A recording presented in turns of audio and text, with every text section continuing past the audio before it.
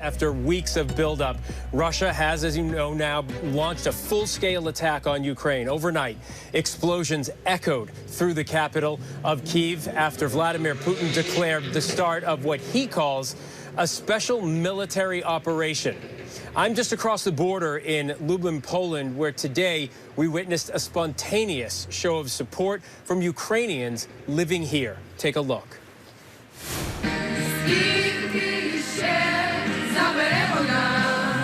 Singing a Ukrainian song called War That's Not Yours, a couple hundred people gathered at a square in the heart of Lublin, Poland. They chanted in support of their homeland, not terribly surprised and yet still stunned that Ukraine is under attack. These women with a message for the world. Their town was bombed today. That was kind of scary because I woke up because of the news that my town was bombed and the whole Ukraine was under the fire. Where is your town? In the eastern part? Yeah, like Donbas. Oh, it's in the Donbas region? Yeah. So it's basically like... So you've been dealing with this for all these 8 years we were... Right, but did you ever think Vladimir Putin would bring his people in and claim the territory? Well, everyone expected that, to be honest. It was just a matter of time. As their voices rise in defiance, their hearts, they say, are broken. This woman is from Volyn in western Ukraine, struggling through tears, speaking the language of the very country that is attacking hers. Наверное, главное, это чтобы все об этом знали. И, к сожалению, She tells us the world must see what's happening and come to help. Though this young woman is living and studying here in Lublin, she doesn't think anyone can stop Vladimir Putin. In fact, she's considering leaving Poland, as she thinks the NATO ally could be next on Putin's list. Poland's next. You think? Yeah, Poland's he's next. mentioned it before. Or maybe not directly next, but he's mentioned that he wants to get Poland. I mean, Lublin is quite in danger because we're taking a lot of Ukrainian people. We've got apartments ready. We're close to the border. So, no, Poland's going to get it if he gets through Ukraine. A terrifying and dark thought, but understandable on this day. Still, this group has hope. That song they're singing poignantly starts with these words. Battle at dawn, sun and smoke. Few know how it will end. What will be in the young minds tomorrow? Some will have hope, some will fear.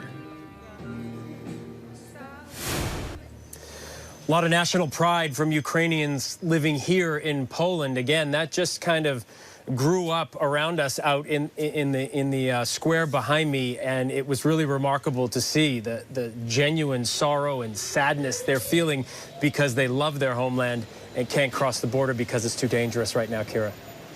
But a lot of hope, too, right, Phil? I mean, you've now been there for a few days. I mean, you touched down and it was go the minute you did get there.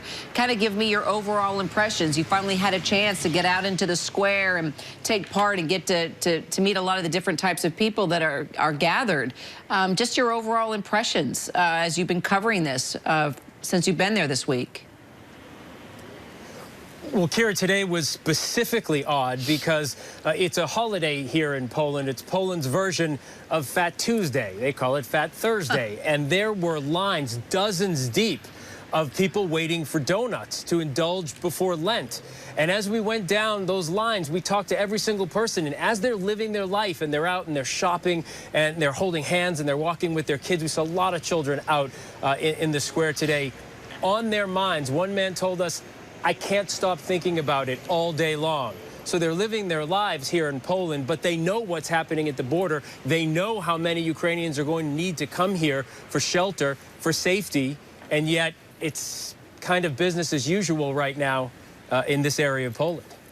It has to be, right? I mean, you think of so many war zones that we've been in, the stories that we've covered, and, you know, everyday people are trying to live everyday lives in the midst of these various crises that they experience. And so as you try to balance both out, I know they talk about the politics with you as well. They talk about the personal impact. But how do they feel about the United States and NATO and the response to Vladimir Putin at this point and how it's just impacting not only their livelihood, but what their future may look like? Well, we heard a lot of folks talking today, and they start with NATO. They don't start with the United States. They say NATO needs to act here. NATO, the United States, the EU, all these groups putting sanctions on Vladimir Putin. It's different from region to region, right? So here in Poland, these folks have been dealing with Vladimir Putin forever. And there's a history with Poland and Russia, and it goes back a long time. And the folks here, they think Vladimir Putin is capable of anything. And as we've seen, Ian was talking about, Ukrainians a week and a half, 2 weeks ago, didn't think Vladimir Putin would be trying to take all of Ukraine.